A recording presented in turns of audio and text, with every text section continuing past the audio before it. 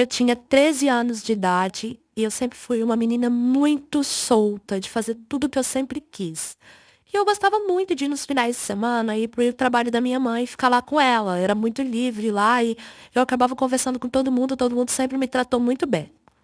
Aí tinha um rapaz que tinha 27 anos de idade. Ele era muito bonito, mas ele nunca tinha conversado comigo.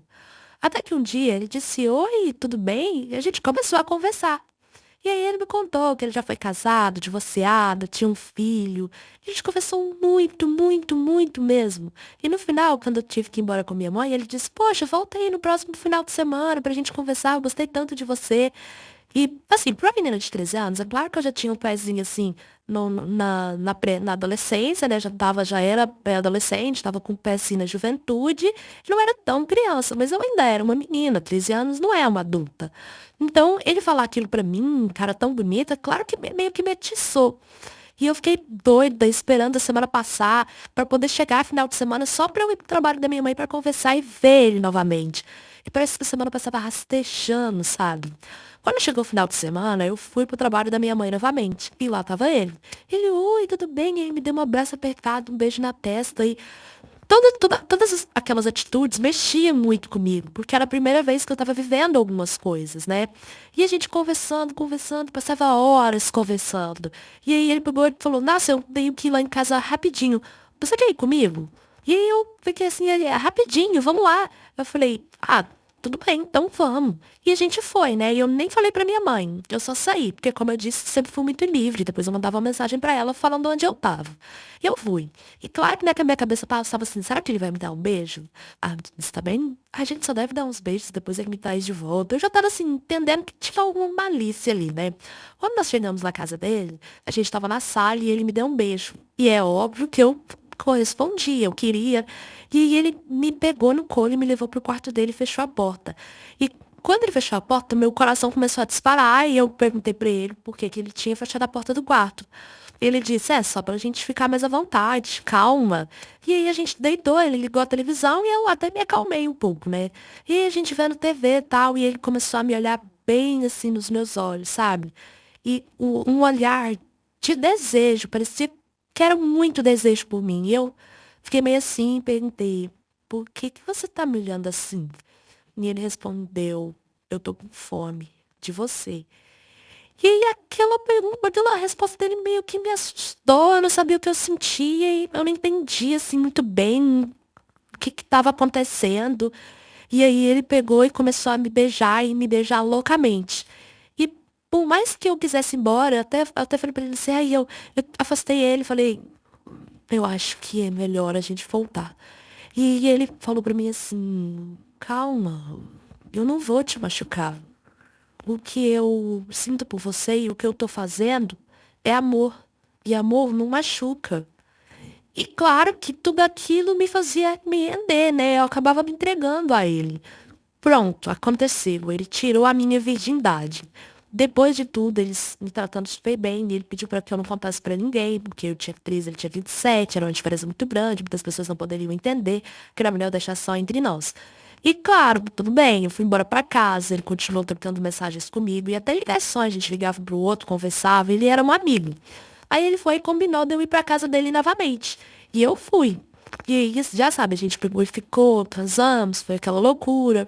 Depois, quando eu fui embora pra casa, tudo começou a mudar. Ele já tava agindo diferente, já não tava me atendendo, o celular dele tava dando na caixa. E aquilo começou a me deixar aflita, começou a me deixar nervosa. O que que tava acontecendo? Por que que ele não quer falar comigo? Porque quando a gente ficou pela segunda vez, ele disse que me amava. Depois da gente ficar. E como eu disse, tudo pra mim tava sendo pela primeira vez. Então tudo era muito importante pra mim. Aquilo tinha um valor tremendo na minha vida. Entendeu? E claro que eu sempre acreditei que isso era recíproco, que ele também sentiu mesmo. E quando ele deixou de me atender, de me ligar, de falar comigo, ser frio, ser. Aquilo me descontrolava completamente, porque eu já estava dependendo emocionalmente dele. E aí eu lembro que eu liguei, ele não me atendeu. E aí era de madrugada e nada dele me responder. Eu peguei um Uber de madrugada, bati na porta da casa dele, porque eu tinha localização por eu ter ido a última vez na casa dele. E eu bati no portão desesperado e ele abriu.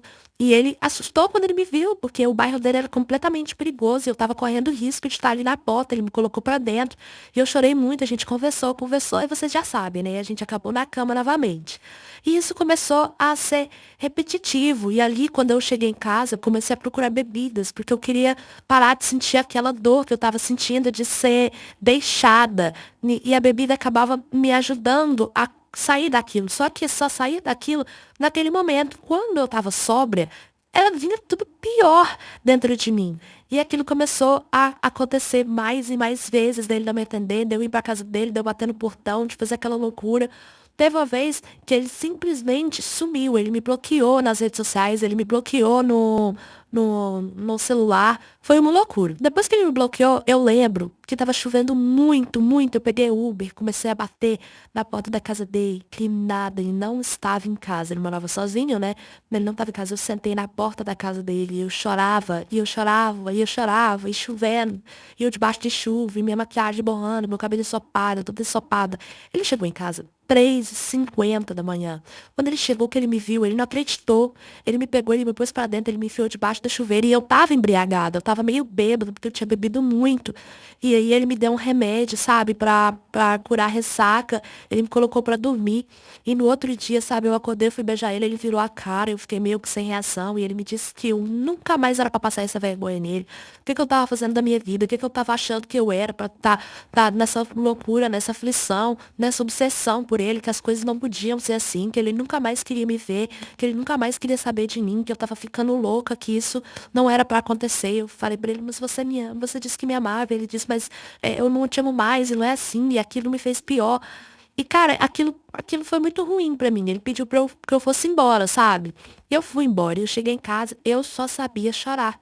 Chorar, chorar, chorar. Gente, eu não sabia lidar com o meu sentimento. Eu não sabia. Com certeza, se acontecesse isso com vocês também, vocês não saberiam lidar com o sentimento de vocês. Eu era nova, eu não entendi o que estava acontecendo. Entendeu?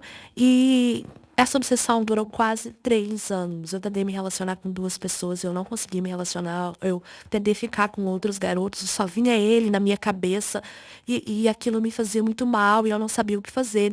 Até que eu entrei por outro Instagram, no Instagram dele, e vi que ele tava com uma garota que aparentemente era namorada dele, né? E aquilo me machucou muito, mas me fez entender que ele realmente estava seguindo a vida dele, que eu precisava seguir minha vida. E assim, eu e meu pai sempre teve um relacionamento muito bom.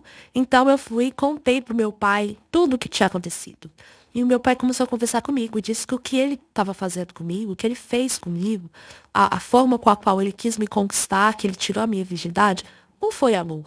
Foi simplesmente interesse dele. Ele aproveitou da situação, ele aproveitou da minha inocência, ele aproveitou da forma com a qual uma menina jovenzinha se apaixona fácil, entendeu? Porque como tudo é pela primeira vez, um homem mais velho, uma mão boba, um beijo, uma palavra, um homem mais velho sabe como usar as ferramentas para conquistar uma pessoa mais nova. Porque uma mulher mais calejada já passou por isso, então com certeza ela não se deixa cair nesse papinho, entendeu? Agora meninas mais novas não, elas caem nesse papo e eu caí nesse papo, sabe? E aquilo que o meu pai conversou comigo me ajudou muito a entender que nunca foi amor. Nunca foi amor o que ele fez comigo e nunca foi amor o que eu senti por ele. O que eu senti por ele era consequência do que ele tinha feito comigo. Entendeu? Então, eu ter batido no portão dele, eu ter ido atrás dele, foi feito. Entendeu? Ele merecia mesmo passar por essa vergonha que eu passava nele, para ele poder entender que o que ele fez comigo não foi legal.